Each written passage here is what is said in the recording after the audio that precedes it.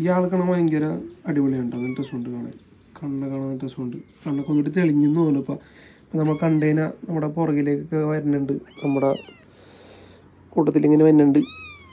ഈ ആൾ ഇപ്പോഴും കുറച്ചൊക്കെ ഉഷാറ് കുറവാണ്, എന്നാലും പഴയതിനേക്കാളും കുറച്ചുകൂടി കുഴപ്പമില്ല. ഇപ്പം പുള്ളിക്ക് ഇപ്പോഴും കണ്ണ് വലിയ ക്ലിയർ ആയില്ലാന്ന് തോന്നുന്നുണ്ട്. ആ കാണുന്ന വേലിയിലാണ് കേട്ടോ നമ്മുടെ ഇതിൻ്റെ ഈ പൂച്ചയുടെ തള്ള ചെത്തിടന്നത്. നമ്മുടെ കുളിമുറിയാണ് ഈ കാണുന്നത്. അപ്പോൾ ഇവിടെ അമ്മച്ച് കുക്ക് ചെയ്യണമായിരുന്നു. ഞാൻ രാവിലെ ഇങ്ങനെ ഈ വഴി ഇങ്ങനെ പോയി കുളിമുറി കയറാൻ നേരത്തെ ഇവിടെ നിന്ന് സംസാരിച്ചുകൊണ്ട് ഇന്ന് വെറുതെ ആ വേലിമേട്ട് നോക്കിയതാണ്. അപ്പോഴാണ് ഇത് ചിത്രം കണ്ടത്. ഞാൻ ഇതിലിട്ട് അങ്ങനെ പൂച്ച ചിത്രക്കണം ഞാൻ ഇതിലിട്ട് കണ്ടല്ല. അത് രാത്രി എന്ത് ചെത്താണെന്ന് തോന്നുന്നുണ്ട്.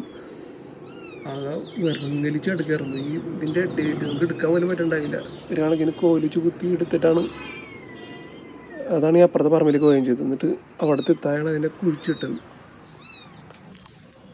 അങ്ങനെ സംഭവബഹുലമായ സംഭവങ്ങളാണ് ഇതുങ്ങൾ കിട്ടിയത്. പിന്നെ ഇതിനെ കിട്ടിയത് ഇതിൻ്റെ മുകളിൽ നമുക്ക്